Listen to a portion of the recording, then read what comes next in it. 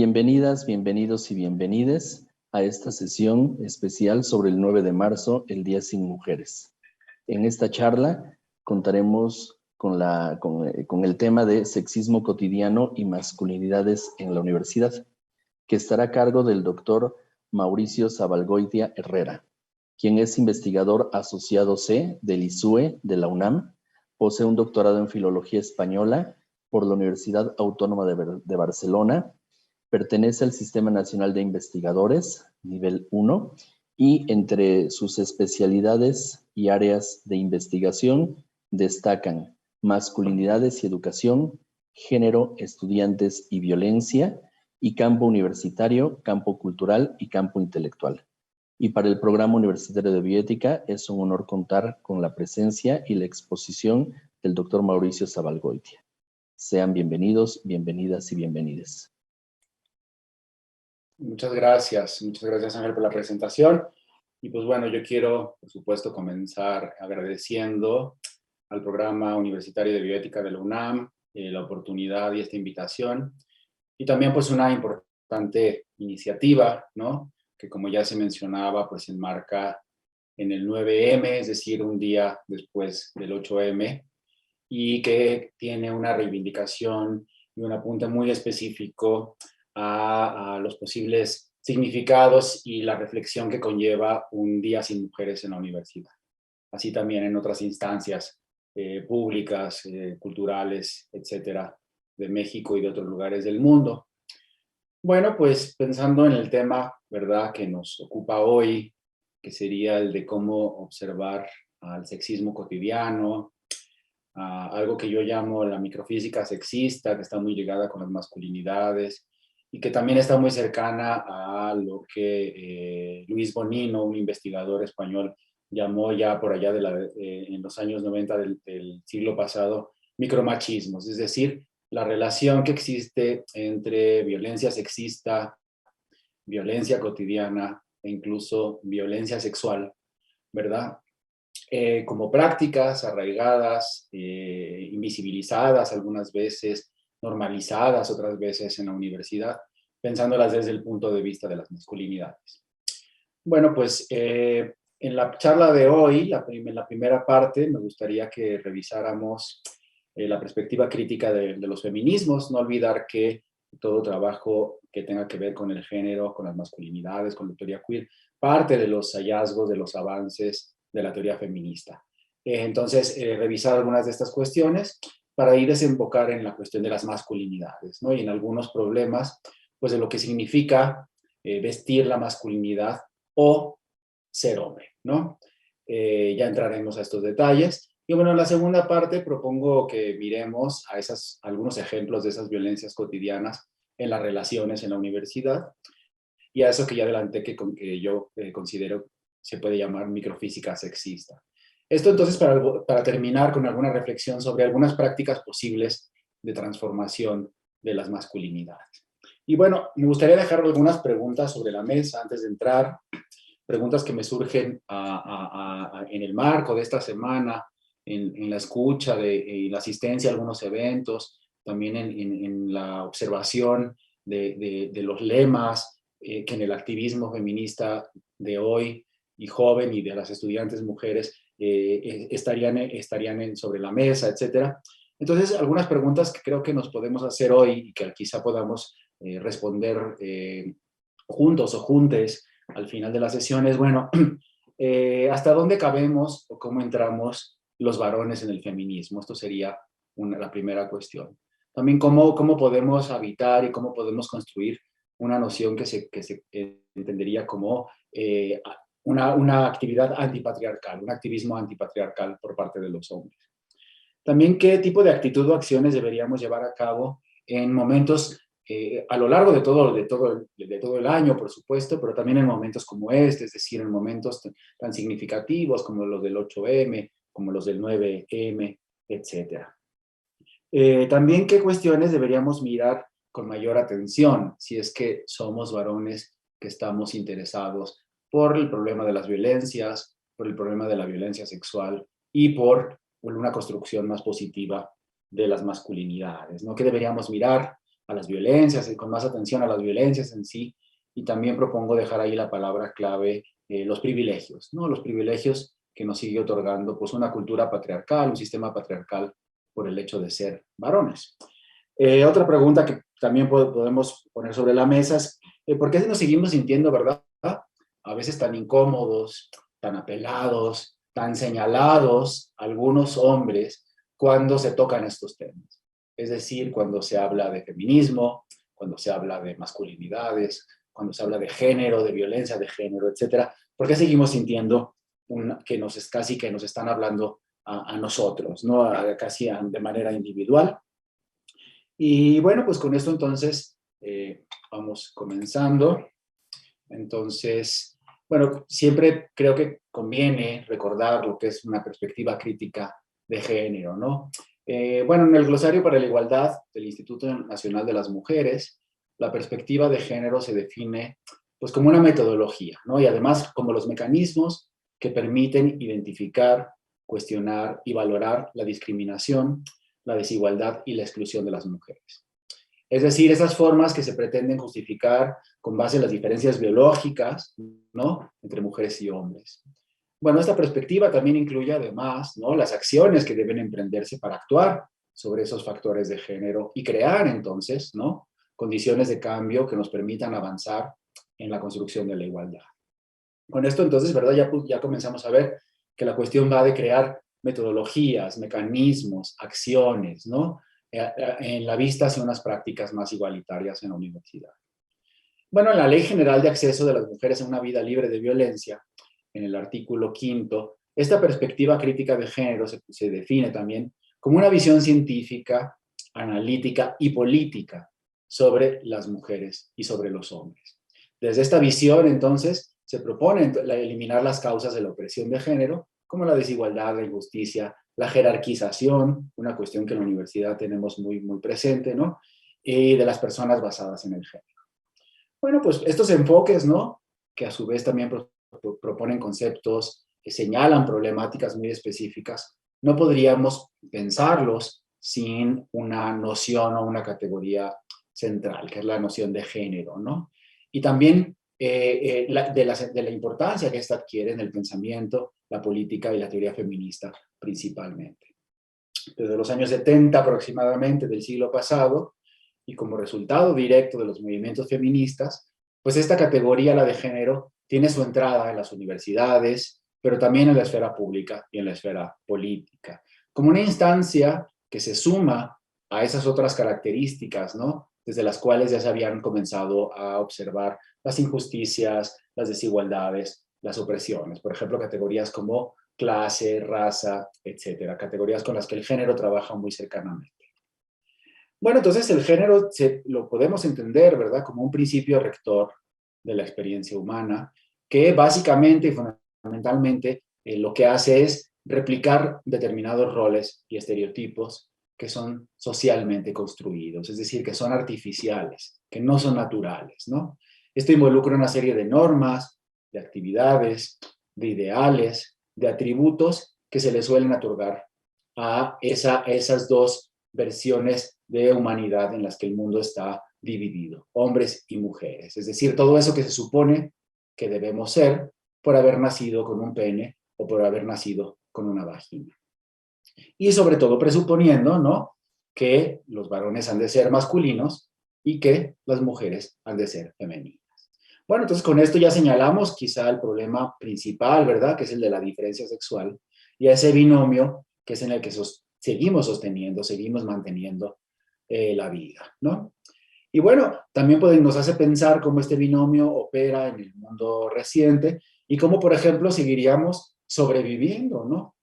Algunas viejas metodologías que no terminan de agotarse, que no terminan de manifestarse. Por ejemplo, aquella separación de esferas, ¿no?, orquestada en el siglo XIX, cuando surge la burguesía, con el ascenso de la burguesía, y que básicamente, así en pocas palabras, pues destina a los hombres a la vida pública, a las leyes, a la gestión, a la economía, al mercado, y a las mujeres, sin embargo, las condena a la economía sumergida del hogar, a los cuidados, a la educación de los niños, de los mayores. Podríamos pensar que estamos muy lejos de eso, pero bueno, la pandemia por la COVID-19, ¿no? No hizo más que visibilizar cómo al interior de los hogares se replicaban todavía estas lógicas y cómo las mujeres tuvieron que no solamente participar en sus actividades profesionales y laborales, sino realizar dobles, triples jornadas y manifestándose de nuevo cómo estas tensiones siguen vigentes y siguen operando a partir de los reglamentos de género, ¿no? Bueno, entonces, claro, con esto entonces retomamos, ¿verdad? Aquellos ideales como que la feminidad significa siempre pasividad, sumisión, dependencia, debilidad, delicadeza. Todo eso que las mujeres de la hora están cuestionando. Por supuesto, las feministas durante décadas lo han cuestionado, pero las mujeres jóvenes están cuestionando con una fuerza inusitada en el momento actual, ¿no? Mientras que lo masculino, pues seguiríamos teniendo en la cabeza, por ahí en el fondo de nuestra visión de mundo, ¿verdad? Que lo masculino sigue siendo lo activo, lo poderoso, lo independiente, lo autónomo, la fuerza, la racionalidad, etc. Bueno, pues entonces, para esto entonces hay que comprender que el género, esta categoría central, ¿no? Es sobre todo relacional, trabaja a partir de las relaciones. Esto es una enseñanza, por supuesto, que nos deja el feminismo, lo que quiere decir que solamente puede operar en la interacción, es decir, el género, si bien lo vivimos, lo encarnamos en lo privado, en lo individual, en lo que pensamos que somos, o en aquello que por lo que trabajamos y por lo que queremos ser, ¿no? En realidad solo puede operar y trabajar por medio de la interacción. La interacción entre hombres y mujeres, pero por supuesto también entre personas sexodiversas que escapan precisamente solamente a estas dos opciones y a estos dos significados.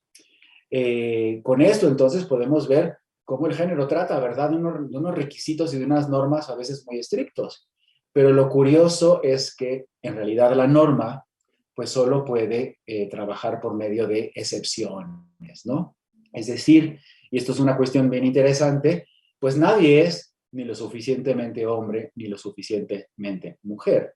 Y esta es una ironía con la cual podemos comenzar, ¿verdad?, a deconstruir ese sistema apoyado en el género o en el sexo. Bueno, pues así en un rápido repaso, en esto no me detendré demasiado, pero bueno, siempre me gusta apuntar, y más en una semana como esta, pues a que nada de esto, de lo que hemos dicho hasta ahora, lo que he dicho hasta ahora, lo podríamos decir, insisto, sin las teorías feministas. Sin estas no solo no podríamos comprender al género, sino que hablar del género es hablar, entonces, también comprender que hablar de género es hablar sobre todo de una subordinación femenina histórica y de una preponderancia de lo masculino que todavía subsiste y que todavía resiste hasta el día de hoy. En formas distintas quizá a las de otros tiempos, pero que se mantiene, ¿no? Bueno, pues los feminismos, como indica Ana Lau, una conocida feminista mexicana, pues son la suma entonces de movimientos sociales, de prácticas políticas, de modos de activismo, pero también son una disciplina, ¿verdad?, que se enseña en la universidad, que se aprende y que se debería aprender en las escuelas, que conforman a su vez un universo cultural muy rico y también una teoría desde la cual se confrontan y se hacen preguntas a todas las otras disciplinas, a todos los otros campos del conocimiento y a todas las otras áreas con las que construimos los significados y los saberes de la vida. Bueno, aquí tenemos algunos textos esenciales, fundamentales de este feminismo, donde se comienzan a hacer estas preguntas al marxismo, a la ciencia, al sistema político, al sistema económico, y por supuesto tenemos aquí la imagen de una conocida feminista mexicana que ha hecho una labor impresionante no solo en nuestra universidad, sino en nuestro país, que sería Marta Lamas, llevando estas preguntas a los espacios de la educación superior, ¿no? Bueno, entonces algunos puntos en común pues involucran, ¿verdad?, una toma de conciencia, sobre todo de las mujeres, que son quienes nos llevan mucha ventaja en este trabajo, ¿no? Pero también, por supuesto, de los varones, así como de otras identidades exogenéricas. Preguntas que tienen que ver con la opresión, con la subordinación, con la explotación, que se ejerce, ¿verdad?, siempre bajo pretexto de esa diferencia sexual y de esas marcas de género, que terminan por construir un sistema social, económico y político que bien podemos llamar patriarcado, ¿no? Y que en estos días y en esta semana, pues vemos referido en el activismo, en las marchas. Aquí en la diapositiva tenemos una imagen de una frase que se repite constantemente en el activismo y en las marchas como la del día de ayer. Vivas nos queremos, ¿no? Ya llegaremos también a entrar a estas cuestiones. Bueno, nos vamos a ir a la segunda parte para que nos dé tiempo a llegar a la cuestión de las violencias. Sobre el feminismo podríamos seguir hablando mucho, las distintas olas del feminismo, los segundos momentos del feminismo, cuando el feminismo no solamente cuestiona y deconstruye al género, sino también cuestiona y deconstruye al sexo, ¿verdad? A eso quedamos como algo natural y como algo que no puede cuestionarse, y de cómo entonces también la invitación es a comenzar a superar el binarismo, ¿verdad? ¿Cómo podemos como sociedad, en este caso sociedad del pensamiento, del conocimiento universitario, cómo podemos comenzar a observar a un mundo más allá del género?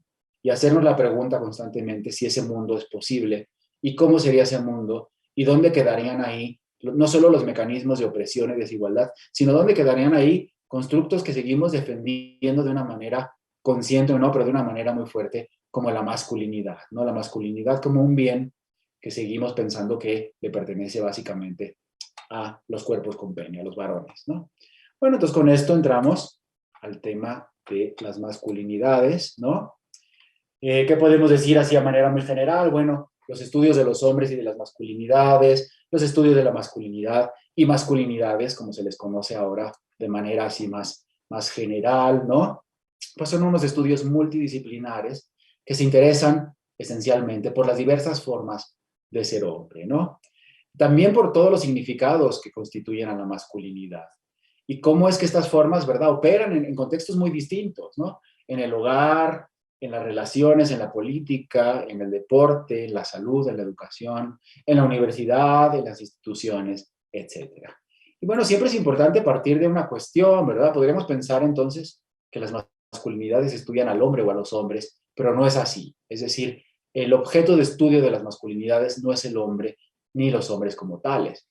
Esto por un lado, pues porque podemos observar desde una mirada crítica, ¿verdad?, con perspectiva de género, cómo en realidad esta categoría universal, el hombre, pues ya ha sido el objeto de la historia, de la filosofía, de las ciencias, de la literatura, de las leyes y de todas las disciplinas que conforman el conocimiento humano. Y esto lo podemos ilustrar perfectamente, me parece, con ese hombre de Vitruvio, ¿no?, que Leonardo da Vinci pintará alrededor de 1490, ¿no? Entonces, si no es el hombre el objeto de estudio, sí lo son, ¿no?, las relaciones y las construcciones de género que surgen a partir de esas propias categorías, hombre, pero pensando en el ejercicio y en las prácticas de masculinidad.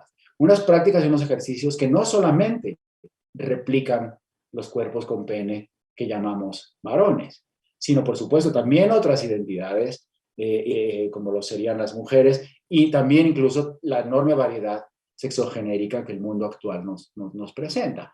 Pero bueno, la cuestión es siempre mirar, precisamente la perspectiva crítica de género nos exige mirar de manera crítica estas cuestiones y pensar, bueno, que la gran mayoría y de una forma totalmente desproporcionada de aquellas que ejercen las prácticas de masculinidad, sobre todo aquellas consideradas como dañinas, como reproductoras de este sistema inequitativo de violencia, etcétera, pues son los varones, son los cuerpos con pene llamados hombres. De ahí entonces que esté muy cercana, ¿verdad?, la cuestión de la masculinidad con el trabajo específico con los hombres, ¿no? Bueno, en todo caso, también hay que pensar que esas formas de ser hombre, de practicar la masculinidad, pues pueden transformarse y de hecho se transforman, ¿verdad? Si vemos de manera histórica la deriva de la masculinidad en la historia humana. Y también con esto podríamos apuntar pues que hay esperanza, ¿no? Hay esperanza en el cambio, ¿no? Y cuando decimos que hay esperanza, pues lo decimos pensando en cuestiones como todos aquellos momentos en los que las prácticas de la masculinidad han estado muy cercanas a prácticas peligrosas e incluso letales, ¿no? Pensemos en guerras, genocidios, invasiones, desplazamientos humanos, es decir, esas expresiones que están verdaderamente ligadas a la masculinidad y que replican de distintas maneras algunas constantes, ¿no? Como la competencia, la fuerza, la resistencia, todas las expresiones de violencia tal y como las conocemos. Y bueno, también de hecho pensar que esta cuestión se encuentra entonces ya en la noción de la base más famosa de las masculinidades, es decir, la masculinidad hegemónica. Este término que sería como la gran aportación de Erwin Koelnl, por allá también en la década de los 90 del siglo anterior, como uno de los grandes constructos para comenzar a pensar, a cuestionar, a transformar y también a desarmar, podemos decir, la masculinidad o las masculinidades, ¿no? Así en un repaso muy rápido, bueno, ¿a qué se refiere la masculinidad hegemónica? Pues es la que tiene un papel, fíjense bien que no es un papel pequeño, es decir, no es una cuestión pequeña, sino que tiene la labor de legitimar al patriarcado, dice Koelnl, lo cual entonces tiene una implicación muy directa en todo aquello que el feminismo señala como la problemática, la principal problemática del mundo, ¿no? También la cuestión de la hegemonía, ¿verdad? Entonces refiere pues, a una dinámica cultural, a una suerte de juego, podríamos decir también, en cuanto a que determinados grupos reclaman y sostienen posiciones de mando, de liderazgo y de dominación en ese sistema jerárquico que la masculinidad sí propone y ese sistema jerárquico bajo el cual la masculinidad lo necesita porque solamente puede trabajar bajo este tipo de organización y de asociación. Bueno, esto nos lleva a un tema que también se discute mucho ahora, ¿verdad? De las múltiples masculinidades. Ahora hablamos de masculinidades tóxicas, masculinidades positivas, nuevas masculinidades, masculinidades emergentes, masculinidades híbridas. Todo esto proviene en gran parte pues, del señalamiento que hace Koelnl de que si bien la masculinidad hegemónica es la que ocupa el lugar más destacado dentro de ese orden patriarcal, pues, por un lado, además, se supone habitada solamente por varones heterosexuales, regularmente exitosos en el mundo laboral y en el mundo público, casados, productivos, proveedores en lo económico, regularmente con hijos, así también respetados, incluso muchas veces reconocidos en lo que realizan, etcétera y demás. Bueno, pues muy pocas subjetividades en realidad entran en esta categoría, ¿no? De ahí que entonces se hable de múltiples masculinidades, es decir, la posibilidad de que múltiples masculinidades constituyan diversas formas de ejercer la masculinidad y a la vez la hombría, ¿no? Bueno, y pues si antes esto estuvo... claro, entonces, perdón, también a partir de esta cuestión, la masculinidad hegemónica se define como, y esto es un apunte que podemos hacer muy claramente a algunas cuestiones que siguen aconteciendo en espacios como el de la universidad, pues se le vería al varón como el natural poseedor, por ejemplo, de la inteligencia racional, ¿no? Eso sigue siendo un problema en nuestro mundo vigente, ¿no? Es decir, el sujeto más adecuado para trabajar y para soportar y para enunciar todo aquello que constituya los saberes, la ciencia, la política, los conocimientos, las leyes. También esta cuestión de las múltiples masculinidades, ¿no? Y de la masculinidad hegemónica, también nos habla entonces de determinados ideales de masculinidad. Ideales de masculinidad que también se van transformando a lo largo de la historia, ¿no? Y ahí donde antes hubo, pues quizá actores, políticos, diplomáticos, incluso héroes de la historia, etcétera, pues ahora, ¿no? Comenzamos a ver que estaría quizá más habitada por influencers, cantantes de reggaetón, futbolistas, etcétera. Esto nos habla también de los cambios de la masculinidad y de la forma en que trabaja y opera ese sistema hegemónico, ¿no? Bueno, si vemos un poco la cuestión de las múltiples masculinidades, me gustaría detenernos en eso que últimamente llamamos masculinidad tóxica, ¿no? Y que se suele pensar o se suele igualar al espacio de la hegemonía, ¿no? Pues esta involucra cuestiones como el uso de la violencia en lo laboral, en lo familiar y sobre todo en lo amoroso, ¿verdad? De ahí que veamos que se replique tanto en la cultura popular cuestiones como ya me llamó la tóxica o ya me apareció el tóxico, es decir, cómo se penetran los espacios de la vida social en la comunicación, por ejemplo, en memes de estas cuestiones, ¿no? Un uso de la fuerza y de la violencia para imponer el punto de vista a su voluntad. Esto involucra o suele involucrar prácticas de riesgo, prácticas temerarias, por ejemplo, en el hecho de que este tipo de varones, podemos pensar que habitan en la masculinidad tóxica, pues no suelen realizar determinadas actividades, como asistir al médico frecuentemente o hacerse revisiones, pues porque eso sería para débiles, ¿no? Eso sería una cuestión femenina que la masculinidad hegemónica más dura o tóxica rechaza, ¿no? Etcétera. Ahora, en la segunda parte, en la parte de las preguntas e intervenciones, quizá nos podamos concentrar en algunos de estos ejemplos. Bueno, Cohen también habla de masculinidades subordinadas y alternativas, es decir, en las subordinadas estarían aquellos varones que no se identifican del todo con el estereotipo de la masculinidad más férrea, más dura, ¿no? Serían hombres más blandos, más gentiles, que practicarían un autocontrol menos duro, no menos exigente, que estarían más en contacto con sus emociones e incluso se opondrían algunos directamente y de manera textual a la violencia, y que por supuesto incluiría muchas identidades sexodiversas, entre ellas quizá los varones gays. También señala esas masculinidades alternas, ¿no? Que serían las que quizá ahora estarían en el mundo de hoy más cercanas de esa masculinidad positiva. Cómo se ha definido hasta ahora ese espacio de una masculinidad positiva, pues, por ejemplo, serían hombres que han incorporado en su vida una perspectiva de género, ¿no? Y que cuestionan a esa masculinidad hegemónica, esa masculinidad dura, ¿no? Esa masculinidad violenta, que reconocen que hay otras formas de ser hombre y las respetan, que cuestionan los privilegios que el sistema patriarcal les ha dado. Esa es la labor que tenemos mucho menos trabajada, ya llegaremos ahí al final de la charla, ¿no? Que promueven relaciones sociales de género basadas en la igualdad de oportunidades, en la construcción de comunidad, en la promoción de espacios más cálidos y de igualdad, etcétera, ¿no? Y básicamente que se preocupan de alguna manera y que participan de alguna manera con los objetivos y con la agenda y con aquello que las mujeres vienen demandando desde los diversos feminismos a lo largo ya de muchísimas décadas, ¿no? Bueno, si vemos aquí las diapositivas, tenemos algunos ejemplos de algunas de las categorías con las que se ha construido estos espacios, estos dos extremos, ¿verdad? Un extremo tóxico, un extremo positivo de buenas masculinidades, ¿no?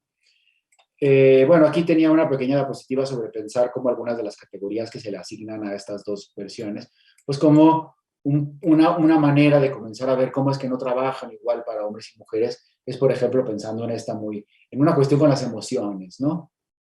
¿Qué pasa con aquellas emociones que están permitidas para los varones y que están negadas para las mujeres o viceversa? Por ejemplo, en un espacio como el laboral o en un espacio como el académico o el universitario, bueno, si hay enojo, ¿no? Si hay una manifestación pública de enojo, pues si se es mujer, se suele decir que no sabe dirigir, que es una exagerada, que es una histérica. Se utiliza el término terrible, feminazi, un término muy desafortunado y desagradable, que por suerte que tenemos la desgracia de escuchar muchas veces en espacios universitarios, ¿no? Y en cambio, si es un hombre, pues es un líder, es alguien que sabe poner límites, es alguien que sabe lo que quiere, manifiesta una masculinidad capaz de organizar, capaz de dominar, con la que se muestra como un claro sujeto de mando y etcétera, ¿no? Claro, siempre todas estas cuestiones que a veces están muy en lo amplio, muy en lo teórico quizá, o muy en la descripción de las estructuras sociales con las que trabaja el mundo, etcétera, cuando las aterrizamos a este espacio más micro, a este espacio más cotidiano, a este espacio de qué sucede si una jefa se enoja versus qué sucede si un jefe se enoja, nos damos cuenta entonces, comenzamos ya a apuntar a cómo todo esto trabaja en realidad con una estructura de sexismo cotidiano que está muy arraigada en todas las personas y en todas nuestras acciones. No solamente en aquellos hombres que son más abiertamente machistas o que incluso celebran el machismo como forma de vida. vamos a ir adelantándonos hacia estas cuestiones. Bueno, vamos por los 30 minutos, con lo cual voy a pasar esta parte un poquito más rápida, pero bueno, ¿cuáles serían entonces algunas condicionantes, algunas problemáticas que nos siguen marcando, que siguen marcando a los varones que además son construidos, educados y conformados bajo algunas normas de ese reglamento de género que significa la masculinidad? Bueno, pues algunos de estos condicionantes, el primero, esto los tomo de un libro reciente que recomiendo mucho, porque es el de una feminista que se detiene a mirar el avance y estudio y desarrollo de las masculinidades, que es una española que se llama Beatriz Ranea. El libro se llama Desarmar la masculinidad del 2021. Y bueno, básicamente ahí Beatriz Ranea retoma, como nos invita a concentrarnos en más allá de irnos a la cuestión de la identidad y a crear etiquetas y a ponerles nombres a esas etiquetas de masculinidades positivas, híbridas, más bien a pensar cuáles serían algunas problemáticas de base que seguirían operando en la construcción social de la masculinidad, ¿no? Entonces la primera sería pues esa idea muy referida de no seas una niña, ¿no? Es decir, los varones, los niños, ¿no? Los cuerpos con pene, que cuando, ¿no? Si pensamos en la cuestión típica, cuando el doctor o doctora observan ese cuerpo y le dicen es un niño, es una niña, o cuando se hace esa intervención antes del nacimiento para buscar ahí un pene, una vagina y poder clasificar y adentrar y meter a ese cuerpo en una lógica binaria de género, ¿no? Pues estos niños desde muy pequeños aprenden precisamente la asimetría del género. Es decir, la identidad de los varones se va conformando pensando en esas jerarquías, ¿no? Hay algunos, además, varones, ¿no? Perpetúan una enseñanza tradicional o clásica de la masculinidad. Se sitúan algunos varones a la cabeza como profesores, como instructores de esa masculinidad, sobre todo basada, en el caso de los niños en formación a la educación, como algo que debe rechazar todo aquello que esté vinculado con la feminidad y con lo femenino, ¿no? Con eso la masculinidad esto se construye más bien como una suerte de oposición, ¿no? Una oposición frente a los valores, mandatos y comportamientos y actitudes considerados femeninos. El niño aprende, ¿no? Que no es una niña a partir de demeritando y rechazando los comportamientos y las actitudes que son pensadas para ellas. Pierre Bourdieu, ¿no? Conocido teórico y estudioso de la teoría crítica, ¿no? Que todos y todos conocemos bien, pues define la masculinidad entonces como el miedo a lo femenino, ¿no? El significado de ser hombre se traduce en no seas una mujer. Bueno, el mundo familiar, educativo y el cultural está plagado de estos mensajes formativos, ¿no? Todas esas veces que decimos o que se dice, esas son cosas o juegos de niñas, lloras como una nena, aguántate como un hombrecito, es decir, todo eso que seguimos replicando en la educación informal trabaja en esta órbita del miedo a lo femenino y en la masculinidad en oposición a estas cuestiones. Bueno, ¿cuál sería otro de estos condicionantes que seguirían trabajando de manera muy fuerte en la construcción social de la masculinidad? Pues aquello que se llama la heteronormatividad o la heteronorma. Es decir, en pocas palabras, el hecho de que la masculinidad se piense como la única forma de vida aceptable o la más aceptable y que esta forma de vida más aceptable sea la heterosexualidad masculina, ¿verdad? Además, una forma de vida, ¿no? La más prestigiada, la más valorada, que tiene que ser lo más blanca posible, ¿no? De varones, insistimos, regularmente casados, proveedores, padres de familia, líderes exitosos, etc. Eso por una parte. Por otra parte, también la heteronorma sostiene a la masculinidad desde otros vectores, desde otras lógicas también, ¿no? Y desde ahí, por supuesto, condiciona formas de vida no solo de hombres, sino de mujeres y de otras identidades, ¿no? Bueno, como para aterrizar mucho más esto, por ejemplo, a la sexualidad, ¿no? Pues la mirada heteronormada que todavía construye nuestro mundo, que construye nuestra conciencia, nuestra propia visión del mundo, ¿no? Pues, por ejemplo, reduce la sexualidad a los genitales, ¿no? El cuerpo masculino ahí resulta ser algo activo, algo impenetrable. Y Beatriz Ranea, entonces, se pregunta si también la impenetrabilidad afectiva que construye la masculinidad se sostiene también en esta mirada heteronormada de lo sexual, ¿no? Con esto, entonces, la fuerza sexual dominante, la que más valoramos, ¿no? Como sociedad todavía es una fuerza sexual de la descarga, ¿no? Ahí el varón sigue siendo construido como un animal en celo, ¿no? Como y que genera además una sexualidad serial, activa, de posesión, regularmente violenta, etc. Este es uno de los ejemplos, ¿no? De cómo marcaría la heteronorma a partir de la construcción de la masculinidad. Bueno, finalmente me detengo en el último de estas líneas de tensión, de estos límites sexistas que siguen trabajando ahí por debajo, operando para construir a la masculinidad como una práctica de dominio, ¿no? Y eso sería el de la asociación entre pares masculinos, ¿no? Es decir, el entender que la masculinidad no funciona en lo individual, sino funciona en comparación con los otros, ¿no? En una suerte de intercambio, de reflejo, sobre todo con los otros varones. Es decir, yo soy un hombre porque soy como los otros, soy como los compañeros de la masculinidad, que esa es una propuesta que hace Celia Amorós, otra feminista que ha observado estos pactos patriarcales entre varones, ¿no? Con esto entonces podemos pensar como esos grupos de hombres, ¿no? Todos esos grupos de varones, ¿no?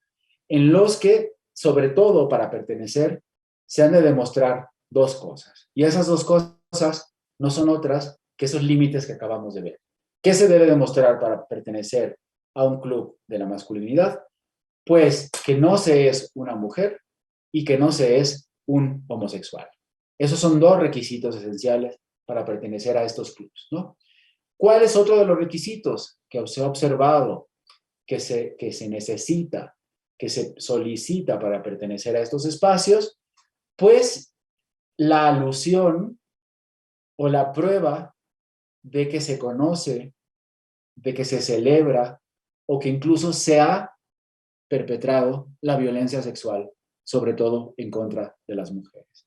Esta prueba a veces es muy notoria, a veces es terrible, ¿no? Es decir, el que un hombre pueda decir en un espacio de hombres, pues que ha emborrachado a una mujer para acceder a su cuerpo, que la ha engañado, etcétera, ¿no? Eso podría, por supuesto, ser la manifestación más terrible, pero no solamente está ahí, está también ahí en todas veces en donde, para pertenecer a esos grupos de la masculinidad, pues se tiene que recurrir a chistes, a albures, a ejemplos sexualmente violentos y sexualmente degradantes para las mujeres, ¿verdad? Ese es otro de los requisitos que se suele pedir para pertenecer a estos grupos de masculinidad más férrea, masculinidad más tóxica, podríamos decir, más dura, ¿no?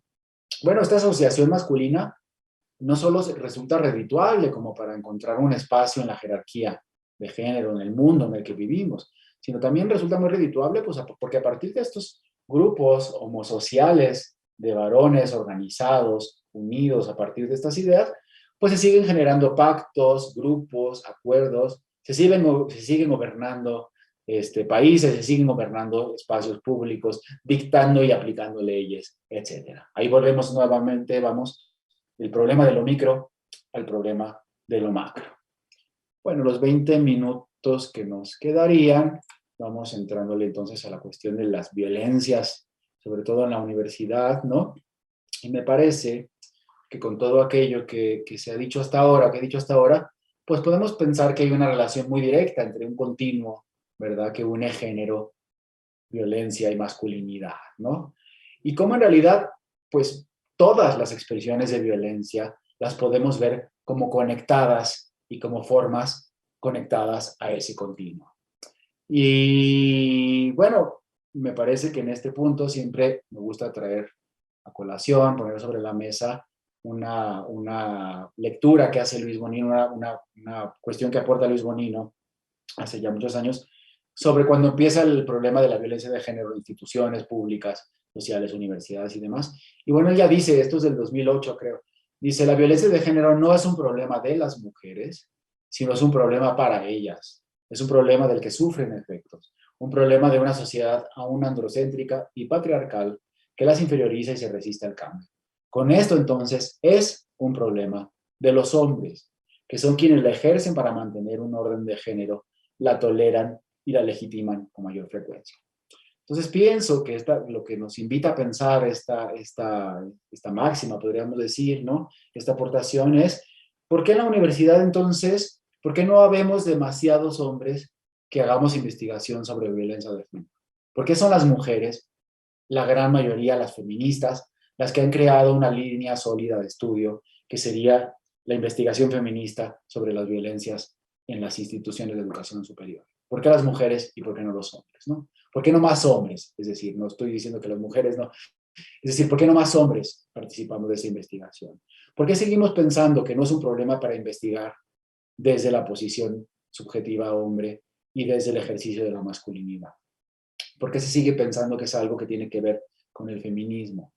Porque incluso en muchos sectores de la educación superior se sigue pensando que los varones no tenemos nada que ver con el género, que incluso no tendríamos género, que estaríamos más allá del género. Seríamos como seres superiores, ¿verdad? Por encima del binomio de la diferencia sexual. Bueno, vamos entrando en algunos ejemplos. Bueno, sí, pensando entonces, ¿verdad? Sumando masculinidades, continuo de género, violencias, pues en realidad toda expresión de violencia está genderizada en su base y esa marca de violencia es masculina. Esto nos implica pensar, ¿no? Hacer un pequeño cambio estructural, es decir, ¿qué tiene que ver la violencia por RIL con el bullying, con el acoso, con la violencia en un estadio de fútbol, con la declaración de una guerra como en Ucrania? Es decir, ¿cuál es un elemento común que podemos encontrar en los diversos ejercicios de la violencia? Pues podemos quizá encontrarlo en muchas de estas cuestiones que tienen que ver con el ejercicio de la masculinidad. Bueno, pues ahora entraremos a esta cuestión de la microfísica sexista, ¿no? La microfísica sexista propongo que se pueda entender entonces como toda expresión de violencia, ¿verdad? Ya sea verbal, un chiste, un albur, o corporal, ¿no? Un tocamiento, una insinuación, una mirada, que opera en el extremo micro del continuo y bajo las marcas del sexismo. Y con esas marcas y esas formas que provienen tanto de posiciones individuales como de esas asociaciones a las que he hecho referencia, ¿no? ¿Qué involucra entonces esta microfísica sexista en nuestra vida cotidiana? Pues, por ejemplo, ¿bajo qué idea se soporta, no, esta microfísica sexista? Pues, por ejemplo, en la simplificación de las relaciones de poder. Todas esas veces que decimos, no es para tanto, ¿qué les pasa? ¿Qué están pidiendo las mujeres? ¿Qué están pidiendo las feministas? Si ya tienen igualdad en todos los ámbitos, si en este centro hay más mujeres que hombres, no entendemos, ¿no? Minimizamos a aquellos que están pidiendo. Los falsos universalismos, a los cuales todavía recurrimos con mucha insistencia, ¿no? Es que los hombres son así, los hombres no cambian, ¿no? Los hombres, eso que viene de aquella famosa frase del inglés, ¿no? Boys will be boys, ¿no? Todas las diferencias ignoradas, ¿no? ¿De qué se quejan estas mujeres, esta juventud? No aguantan nada, son la generación de cristal, ¿no? Toda la idea, toda la defensa, ¿verdad? De que se acomete a veces con mucha insistencia, de que lo masculino en realidad no tiene una incidencia directa con las violencias, ¿no? Todas esas veces que hay quejas en el sentido de ¿por qué igualar violencia con hombres no es justo? No todos los hombres somos violadores, no todas las mujeres también violentan. Por supuesto que sí, son afirmaciones que tienen una base de verdad, ¿no? El problema es hacer estas afirmaciones sin una perspectiva crítica de género, ¿no? Esto siempre bajo la idea común de que en verdad son muy pocos hombres los que practican y participan de las violencias. Son como una suerte de hombres malos que estarían ahí como en otro mundo, muy lejos de nosotros y pensando que nuestra forma de masculinidad y nuestra experiencia como hombres en el mundo, por ejemplo en la universidad, no tiene nada que ver con aquellas formas de violencia, ¿no? También, por supuesto, como ya anunciaba al principio de la charla, el hecho de que nos sigamos sintiendo tan apelados, tan señalados, tan incómodos cuando mencionemos estos temas. Bueno, la microfísica sexista en la vida cotidiana, pues, involucra una sofisticada ritualidad, ¿verdad? Porque trabaja con esos dispositivos verbales, trabaja con una retórica, trabaja mediante pedagogías, trabaja mediante la ley, trabaja mediante recursos y formas académicas, ¿no? Y por supuesto involucra todas esas cuestiones que desde la investigación feminista se han señalado como las prácticas más asentadas y más recurrentes en las interrelaciones y en las formas de vida cotidianas en la universidad, que serían el sexismo y el hostigamiento. Como nos quedan pocos minutos, bueno, muy por encima, ¿no? Ay, ya cambié aquí las... Sí, pues el sexismo en las universidades y en las instituciones de educación superior surge, ¿no? Como una cuestión que se observa básicamente desde la investigación feminista y que aparece cotidianamente también en rituales, costumbres, tanto en relaciones formales o informales, ¿no? Una aportación importante desde el punto de vista del feminismo es comprender algunos y precisar algunos significados. Por ejemplo, entre misoginia y sexismo, ¿no? Araceli Mingo y Hortensia Moreno, dos investigadoras feministas muy importantes de esta universidad, que han mirado de forma precisa y organizada a cómo operarían estas violencias en los distintos niveles de la experiencia educativa, pues nos señalan, por ejemplo, cómo la misoginia apunta a una inferiorización de las mujeres, pero que estaría más basada en una lógica, ¿no? En una tradición cultural, por ejemplo, mexicana, ¿no? El machismo mexicano, por ejemplo, estaría más como en ese ámbito. En cambio, ¿no? El sexismo es algo que es operativo y que sobre todo es consciente. Es decir, no es posible lavarse las manos en términos del sexismo y decir es que no me doy cuenta, es que soy así, es que así me educaron o es que así funcionan las normas y las reglas culturales y sociales, ¿no? Bueno, pues la cuestión de la microfísica sexista estaría muy cercana a todas las diversas formas de hostigamiento con las que operan esas relaciones cotidianas que van desde un chiste en una clase, ¿no? En el 2020 tuvimos dos ejemplos muy desagradables de docentes de esta universidad que profirieron chistes abiertamente sexistas y degradantes contra la mujer en el espacio de la clase, ¿no? Claro, con la experiencia digital pues fueron grabados y fueron visibilizados a partir del activismo de las mujeres y separados de estas asignaturas, ¿no? Esa sería una forma muy operativa, ¿no? El chiste, el ejemplo sexista, la recurrencia a la sexualización de los espacios y las aulas como una forma de mantener mi lugar como hombre y como una forma de reproducir estas formas de sexismo cotidiano, de metafísica sexista, que se deben no solamente a mi lugar y a mi sentido como individuo, sino que se deben a un sistema más grande, ¿verdad? A un orden más grande que trabaja con determinados fines. Por ejemplo, apuntando cómo observan Araceli Mingo y Hortensia Moreno que la recurrencia de estas formas de sexismo y hostigamiento, ¿qué función tendrían en un espacio que compartimos todas las personas que nos encontramos hoy aquí? Pues comparten, por ejemplo, la generación de eso que ellas llaman climas fríos. Es decir, ¿qué función tiene el chiste, el albur, el sexismo, las constantes marcas de diferencia sexual y de sexualización, sobre todo de los cuerpos de las mujeres? Pues crear esos climas incómodos, esos climas en los que las mujeres se van a sentir constantemente pues incomodadas, violentadas, señaladas, etcétera, ¿no? Esto reditúa de una manera muy grande a la posición de los hombres y a lo que los hombres pueden o no desempeñar en esos espacios. Bueno, vamos bien de tiempo, me voy a tomar los últimos 10 minutos, ¿no? Hay un proyecto que les invito a que consulten, que se llama Everyday Sexism, o sea, el sexismo de todos los días, que una feminista y activista llamada Laura Bates pone en marcha en el 2012, que tuvo una réplica internacional, ¿no? Entonces, por ejemplo, ahí encontramos, esto es lo que presento ahora muy brevemente, a partir de esta iniciativa, con mis alumnas de taller de orientación educativa 2 del Colegio de Pedagogía, hace algunos semestres, realizamos un trabajo de observación sobre formas cotidianas de sexismo desde el punto de vista de los feminismos y las masculinidades. Entonces, ¿qué encontramos a partir de esta propuesta de Laura Bates, llevándola al espacio, en este caso de la Facultad de Filosofía y Letras? Pues encontramos, por ejemplo, alusiones generalizadas, que inician con frases como, no soy machista, pero se ven muy mal desnudas, se ven muy feas vandalizando la ciudad, vandalizando los edificios centenarios, cosas que hemos escuchado ayer en las noticias y hoy, por supuesto, ¿no? Creo en la igualdad de género, pero que se relajen las feministas, que aprendan a divertirse, están siempre enojadas.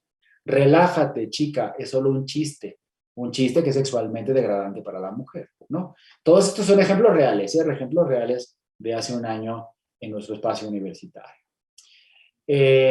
Pienso que las mujeres en la política deben resolver problemas sobre mujeres, ¿no? Le pasó porque estaba sola, estaba borracha, se lo buscó. ¿Qué hacía una mujer sola con puros hombres? ¿Viste cómo iba vestida? Seguramente lo estaba buscando.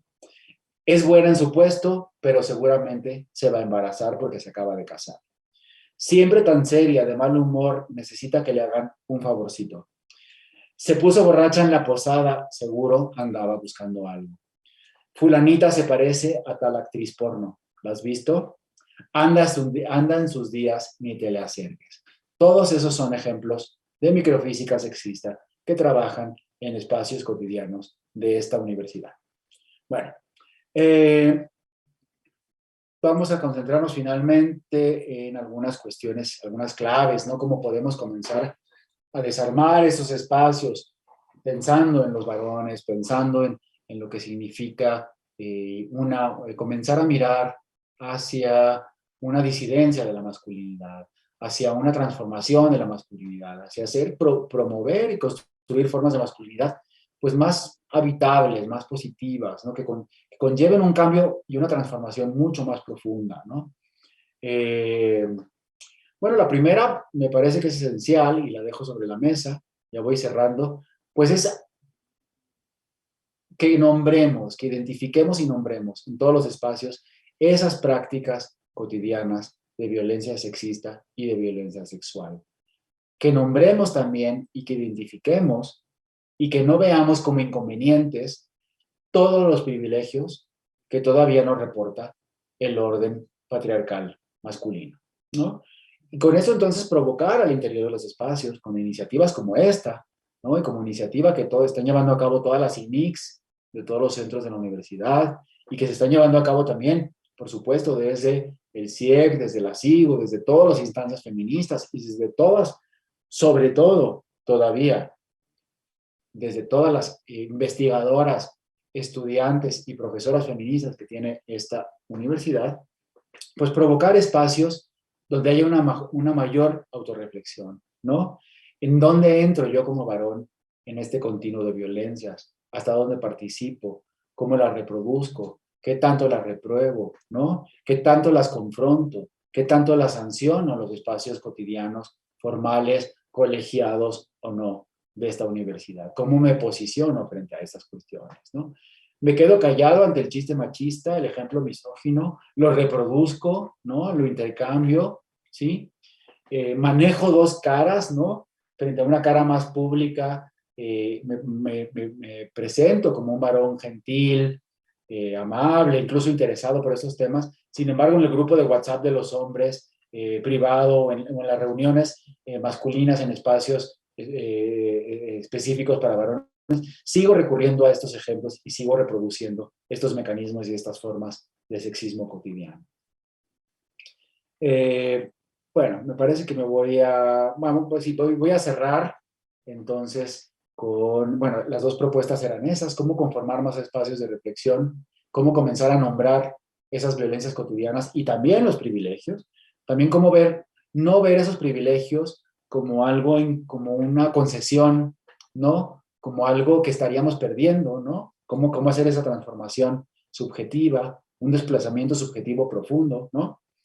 Y voy a cerrar con una aseveración que me parece muy llamativa de Joaquín Azpiazu, que es un activista, investigador de género y masculinidades del País Vasco, que dice lo siguiente, dice, fíjense bien qué interesante, además en una semana como esta, lo que nos deja para reflexión.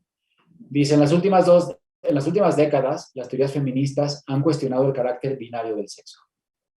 Sin embargo, nosotros todavía, los hombres, los varones, ni nos hemos planteado en la mayoría de los casos qué hacer con la masculinidad. Reformarla, transformarla, abolirla, parece que sentimos más apego del que pensábamos hacia la masculinidad.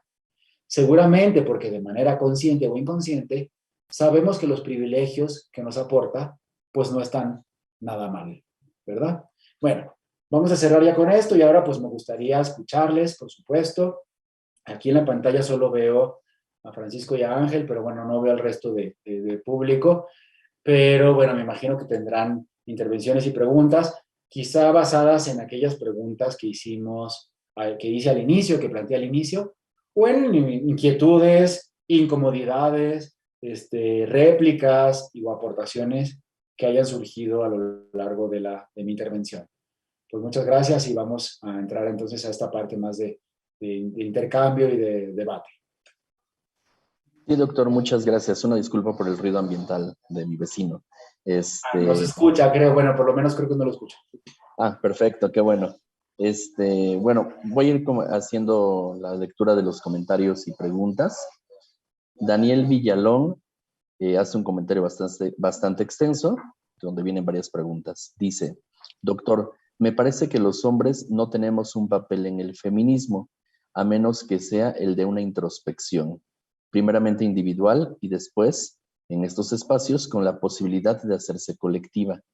Quizás ese sea el mayor impedimento para que muchos hombres no puedan evitar querer mezclarse y protagonizar un movimiento feminista. Por ejemplo, hasta acá me parece que las condiciones necesarias que se han dado para que nosotras, nosotros estemos hablando de algo nuevo de algo como nuevas masculinidades. Pero, ¿qué piensa usted de las condiciones sociales, materiales, que las revisiones de nuestras violencias requieren? Digamos que mi duda tiene un poco que ver con el cómo piensa usted que podríamos llegar de un nivel micro a un nivel macro. Perdón por la extensión y quisiera hacer una acotación. En este sentido del papel de los hombres, me parece que la palabra sería más adecuada si se dijera con o aprendiendo de el feminismo y no en. Sí. Claro, bien interesante toda la intervención, toca muchos de los temas, ¿verdad? Claro, lo del papel de los varones o los que socialmente construidos nos seguimos recurriendo a esta forma, ¿no? A esta forma de género, a esta variable de género y de sexo. En los feminismos, claro, es algo que es un tema que está muy, muy, muy en el ahora, ¿no? Es decir, la última oleada feminista ha sido muy fuerte, ha señalado con mucho vigor a esas estructuras vigentes de sexismo, tanto en lo micro como en lo macro. Ahora en la segunda parte voy a eso. Y claro, quizá los varones, si ya vienen los feminismos de hace décadas, les han señalado de muchas maneras y han establecido una interlocución con la posición hombre, lo que significa ser hombre, y también les han de alguna manera interpelado, o de muchas maneras y de diversas maneras les han interpelado con fuerza. Claro, entonces nos preguntamos mucho esta cuestión de si un hombre puede ser profeminista, si deberíamos utilizar otras categorías como hombres por la igualdad. Esto nos lleva a la pregunta, ¿qué es la igualdad entonces, no? Ahora comienza a construirse con fuerza en varones, activistas, sobre todo jóvenes, un espacio común que sería el espacio de lo antipatriarcal, ¿no? Y ahí surgen preguntas, por ejemplo, ¿puede haber activismo, pensamiento o vida antipatriarcal sin feminismo? Yo pienso que no. Yo pienso que no, pero pienso que también tenemos que detenernos un poco a pensar a qué llamamos feminismo ahora, ¿no? El feminismo es algo muy diverso, ¿no? Como lo vimos en la presentación. Es una teoría, es una política, es un activismo, es una camiseta individual, es una forma de transformar el mundo, es una forma de hacer comunidad, de hacer asociación. Eso en la vida más pública y más cotidiana, pero también involucra una serie de ramificaciones que han apuntado a las distintas formas y experiencias del ser mujer en el mundo. Es decir, pues tenemos ahora los feminismos ecológicos, decoloniales, radicales, esenciales, de la diferencia, TERF, anti-TERF, etc. Entonces, claro, lo que ya se podría llamar feminismo, claro, pues ahora es una cosa muy compleja, es una cosa muy compleja y qué bueno que lo sea, es una forma muy variada y que a veces también manifiesta contradicciones al interior y esto es positivo porque mientras no haya fricciones y contradicciones, no se generan cambios. Si todo fuera armónico, pues la cosa sería mucho más sencilla, ¿verdad? Diríamos, bueno, este es el feminismo, así se viste y estas son las reglas. No. En el momento en que los feminismos dejen de hacer preguntas y establecer y mirar a esas contradicciones que conforman la experiencia de las personas, pues en ese momento el feminismo dejará de ser una instancia radical y de cambio, de transformación, ¿no? Entonces, claro, pensar también a qué llamamos feminismos y en todo caso, en qué experiencias del feminismo sí que podemos participar y en cuáles no.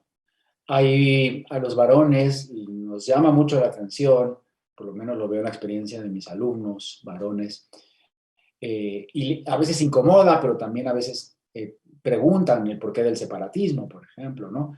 Tenemos que entender que el separatismo en una marcha como la de ayer, el separatismo en los espacios de gestión, de activismo en la universidad, y el separatismo incluso como manera de protección cumple con una función muy clara todavía, ¿no? Es decir, el promover y generar esos espacios de autoconciencia y de formación de las mujeres, en donde los hombres no estamos invitados, en donde los hombres histórica y regularmente hemos tomado el micrófono, hemos querido opinar, hemos querido cambiar, hemos querido llevar sobre el peso de nosotros la transformación, los sentidos, los significados, ¿no? Esos espacios son esenciales, ¿no? Donde las mujeres decidan sobre su realidad, su experiencia, su vida, sus saberes, sus cambios, y etcétera, ¿no? También está el separatismo de defensa, es decir, los hombres seguimos reproduciendo con mucha más facilidad que otras identidades exogenéricas la violencia. Seguimos recurriendo en la violencia verbal, física, corporal, cómo nos sentamos, cómo nos movemos, cómo levantamos la mano para callar a las y los demás, etc. Seguimos recurriendo más a esa violencia masculina. Entonces, hay espacios que tienen que blindarse de esa violencia masculina en todos los niveles, en lo micro, en lo macro. También estamos hablando de mujeres que se han organizado básicamente por haber sufrido violencia sexual en los distintos ámbitos de la vida familiar, de pareja, universitaria, etcétera, ¿no? Entonces, vigilemos con cuidado esta cuestión, no digamos de manera tan sencilla, es que el separatismo está mal, es que no nos están invitando, es que ¿por qué yo no puedo ir a la marcha de tal día? ¿Por qué no puedo ir a la asamblea? Pensemos dos veces, y esto me lleva a algunas propuestas que se han hecho desde el activismo de masculinidades más reciente. Fíjense bien, qué interesante. Más bien ahí la pregunta no sería si los hombres tenemos cabida o no en el feminismo, sino ahí la pregunta sería, ¿por qué los hombres no practicar algunas cuestiones como, por ejemplo, hacernos un paso atrás en muchos espacios, en muchos discursos, en muchos momentos, ¿no? Practicar una política del silencio y de la escucha, ¿no? Fíjense bien qué interesante, una política de la escucha. Comprender que no estamos invitados a opinar de todo, a hablar de todo y a gestionarlo todo, ¿no? Dice, y esto lo tomo de Joaquín Azpiazu, al activista al que he hecho referencia, el desconquistar, ¿no? Aquellos espacios que tenemos histórica y naturalmente conquistados, ¿no? Por ejemplo, ¿no? Aquellos espacios de mando, aquellos espacios en los que las mujeres no han roto un techo de cristal y no han llegado, ¿no? Desconquistar, fíjese bien qué interesante. No nos estamos preguntando qué pollo varón en el feminismo, me dejan entrar, puedo hablar de feminismo, sino más bien nos están diciendo desconquista, establece procesos y mecanismos para desconquistar esos espacios. Da un paso atrás, quédate callado, aprende a escuchar en determinados momentos. Me parece que son variables más constructivas que si nos situamos en una dicotomía, ¿puedo o no puedo ser feminista? Y lo de las violencias micro-macro, claro, yo confío mucho en que en el momento en que más instituciones, más espacios, más centros y sobre todo aquellos tan destacados como los de la Universidad Nacional Autónoma de México, se pregunten, y en esos espacios hombres y grupos mixtos también, por supuesto, y también mujeres y también la sexodiversidad, se pregunten acerca de esas violencias en lo micro y transformen esas relaciones, eso tendrá que tener una incidencia en lo macro. Es decir, eso tendrá que tener una reproducción y un cuestionamiento y una confrontación con las violencias de lo macro. También comprender que no basta con que nos pongamos una camiseta de inclusividad y digamos, yo soy un excelente papá, yo soy un excelente novio, yo no pego, yo no violento, no. También comprender que hace falta más un activismo más consciente y subjetivo, con todo lo que eso significa de los varones, cuestionando esas grandes estructuras de violencia, trabajando con esas grandes estructuras de violencia también. Y bueno, creo que con esto respondo más o menos al comentario, al excelente comentario del compañero, sí. Sí, tenemos otros comentarios. Pedro Ortiz comenta: yo me identifico un poco con las preguntas del principio y me siento algo apenado, pero hago lo posible. Mi idea es respetar y cuidar a las mujeres. Algo Bugas pregunta: ¿nuestro papel como varones entonces cuál es? Si nos sentimos partícipes, nos hacen a un lado. Si no lo hacemos, también entonces, ¿qué hacer? Ixtli Amfems pregunta, eh, dice, perdón, además del texto de Víctor Schneidler de la sinrazón masculina, ¿qué otros textos nos puede recomendar para trabajar estos temas? ¿Existe forma de conocer sus escritos o invitarlo a alguna ponencia, algún bachillerato? ¿Nos puede dar sus datos de contacto?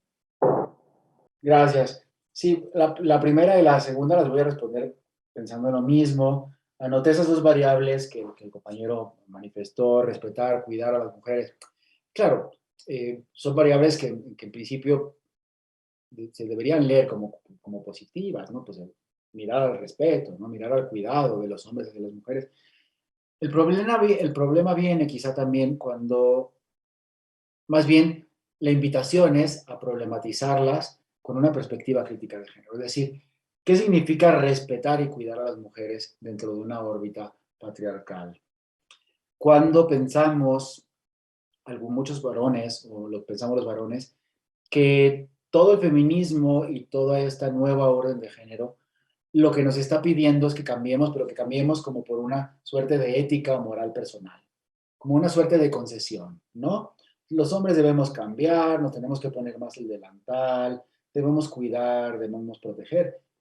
Claro, yo pregunto hasta dónde el cuidar y el proteger reproduce esas propias lógicas en donde, pues, lo masculino, el varón, está por encima. ¿Por qué no hablar más de comunidad? ¿Por qué no hablar más de igualdad en todos los términos y en todos los terrenos? ¿Por qué no hablar más de un respeto, pero un respeto mutuo, un cuidado, pero un cuidado mutuo también? Es decir, no pensando en la reproducción de estas cosas y no pensar que el cambio en la masculinidad, eso, tiene que ver con una concesión, con algo moral y con algo ético. Es decir, que tiene que ver más bien con una revisión muy profunda de lo que significa la masculinidad, de lo que mis prácticas como hombre, de mis prácticas como hombre le hacen y significan en el mundo, ¿no?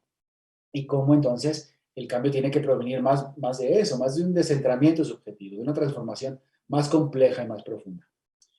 Ahora sí, bueno, hay muchos textos sobre masculinidad que por supuesto les puedo compartir, algunos trabajos míos sobre violencia masculina en la universidad, pero también textos sobre eh, esenciales y fundamentales de las masculinidades para comprenderlo, tanto en México como en un ámbito más teórico, en ámbitos más específicos. Sí, con gusto, para no utilizar estos minutos en eso, les paso un listado de textos esenciales, y si me invitan a dar la charla en bachillerato, con mucho gusto nos ponemos de acuerdo. Siempre es un gusto conversar también e interactuar con las personas de bachillerato. Sí, Paula Cedeño pregunta, ¿es model feminismo? Es muy complejo al querer entenderlo. Solo conozco por las noticias el feminismo radical.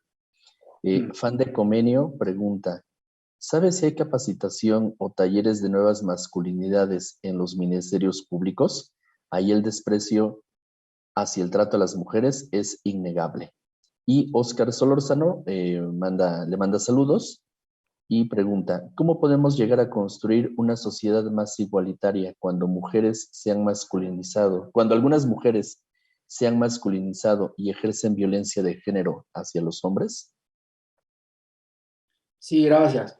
Lo de los feminismos, claro, qué interesante. El mundo popular, ¿no? El mundo de la interacción, sobre todo sociodigital de ahora, constantemente nos habla de feminismo, ¿no? No solamente en épocas como esta.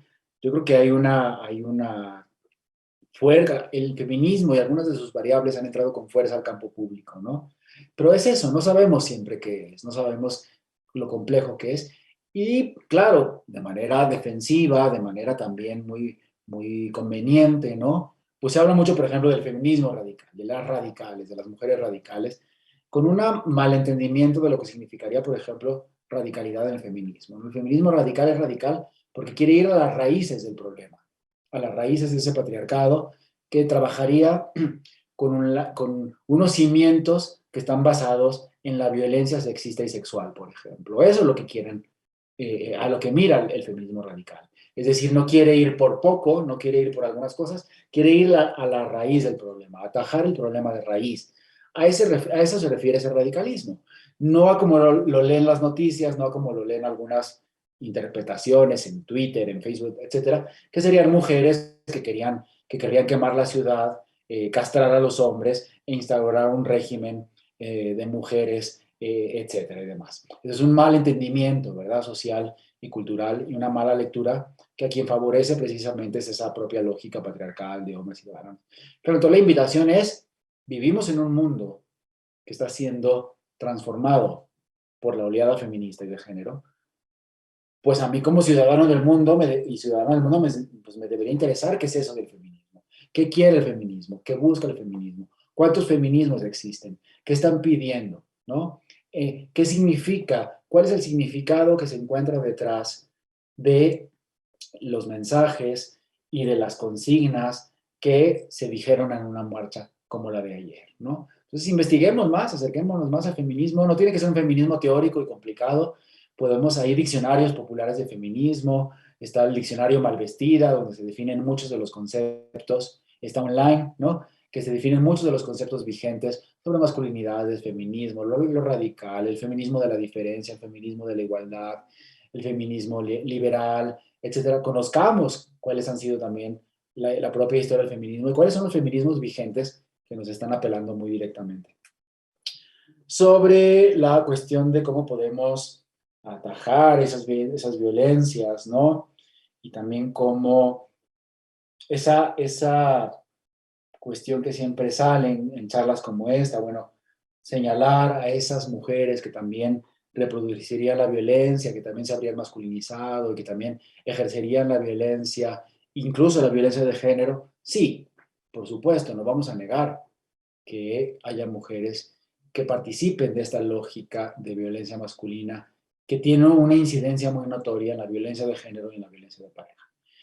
Pero nuevamente aquí volvemos a apelar a la perspectiva crítica de género, que me muestra que la desproporción sigue siendo enorme. Es decir, que no es comparable hablar, digamos, de este nivel con un nivel que supera al ejercicio de la violencia de manera completamente desproporcionada, escandalosamente desproporcionada.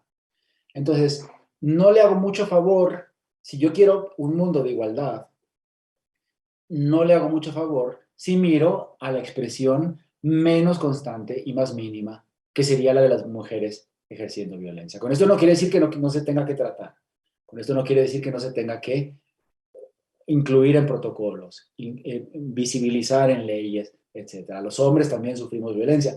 Los hombres también hemos sufrido o sufrimos violencia de género. Los hombres también pueden sufrir violencia sexista y sexual, ¿no? Pero el problema sigue siendo que tenemos de este lado un mundo, unas cantidades, unas cifras terribles frente a lo más mínimo. Yo invito a que nos concentremos en lo grande, en el problema grande, es decir, concentrándonos en el problema grande, seguramente podremos atacar ese pequeño problema, que es el de unas muy pocas mujeres reproduciendo la violencia o la violencia de género.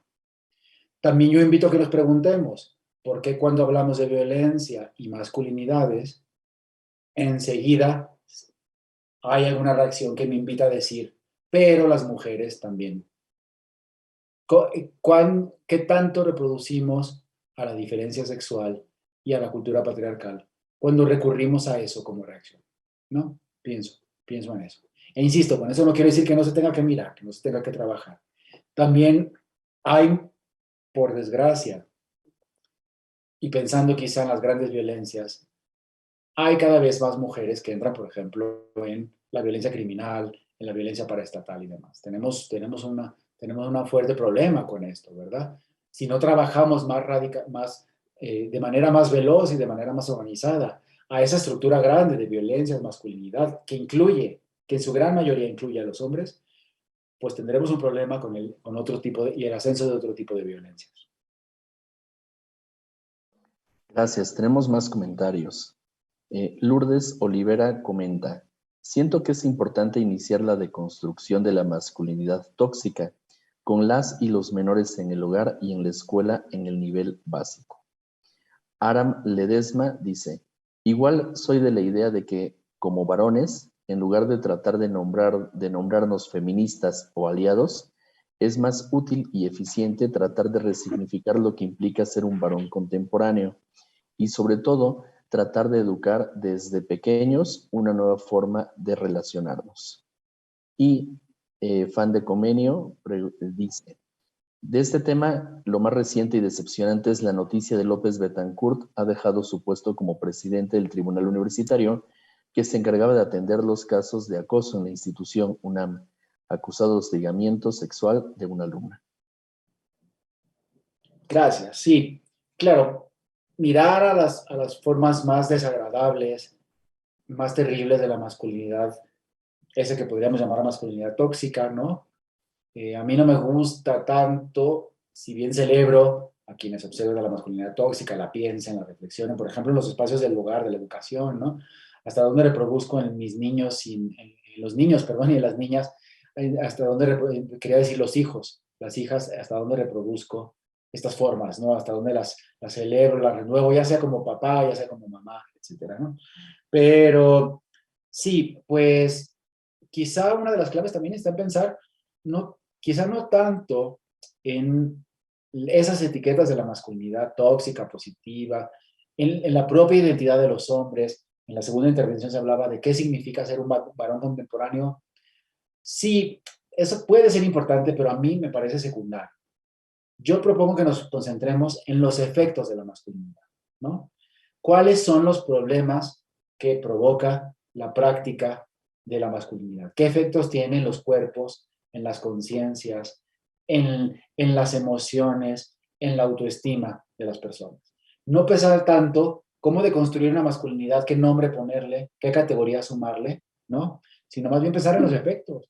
Los efectos de la relación violencia y masculinidad de manera cotidiana son terribles. El ejemplo de la persona que se ha nombrado de esta universidad, de su cargo, de su puesto y de su posición en determinados, nos muestra que los efectos de la masculinidad alcanzan todos los niveles y están en todos los espacios y son terriblemente negativos. Volvemos a lo mismo, de manera desproporcionada contra las mujeres. Entonces, pensemos en esos efectos, y en esos efectos, sobre quiénes inciden con mucha más fuerza y de manera mucho más insidiosa, ¿no? Entonces, eso, no es que no queramos, no es que no esté bien de construir la masculinidad, no es que no esté bien que más varones se pregunten cómo ser mejores hombres, no quiero decir eso, yo lo celebro eso, pero que esas preguntas vayan acompañadas de las preguntas correctas, es decir, ¿qué problemas causa la masculinidad en mi mundo? Y por ejemplo, en mi mundo más cercano, en la oficina donde trabajo, en el instituto donde laboro, en el espacio donde doy clases o las recibo, o en mis relaciones sociales de pareja, ya sea en el mundo digital o en el mundo real. ¿Qué efectos tiene? ¿Y a quiénes afecta más? ¿No? Sí, y tenemos un último bloque de preguntas y comentarios. Juana Ayala Noriega dice, el cuidado y el respeto no es cuestión de sexo o de género, sino de humanidad. Miguel Jarima Kenji dice, tal vez esto se dijo al principio, pero ¿podrían enlistar esos privilegios de los que se habla? Fabricio Cortés dice, ¿cree que nuestras generaciones, entre paréntesis 15 a 20, debemos educar a nuestros hijos, hijas, sobre estos temas? Y si es así, ¿cómo hacerlo? Y Beatriz Manjarres dice, es que ese es el problema, todo nos regresa al pasado, la violencia patriarcal que hemos sufrido. De acuerdo, voy a intentar hacer así como un paseo por todas las preguntas. Claro, se habla de cuidado y respeto, de que son algo que tiene que ver con todas las personas, estoy por supuesto de acuerdo, pero bueno, me voy a centrar la cuestión del cuidado o en los cuidados, pensándolos como una actividad que tiene que ver con la niñez, que tiene que ver con adultos mayores, que tiene que ver también con la manera como establecemos nuestras relaciones amorosas y sentimentales también, ¿no? Pues porque el amor, la relación de pareja, pues por supuesto involucra cuidado, involucra una labor de efectos y emociones que derivan del cuidado de las personas, en el apoyo de las personas, ¿no? Entonces, claro, y entonces en la segunda intervención se habla de los privilegios. ¿Cuáles serían algunos de esos privilegios que seguimos recibiendo como hombres? Pues bueno, si sumamos cuidados más privilegios, pues podemos pensar cómo, si las cifras lo demuestran, y creo que cualquier persona que haga un pequeño ejercicio de autorreflexión sobre cómo es su vida en el hogar, en la casa, en la pareja y demás, seguimos pensando que, no, perdón, hacemos visible, hacemos consciente que seguimos trabajando bajo una división sexual de tareas que beneficia a los hombres, ¿no?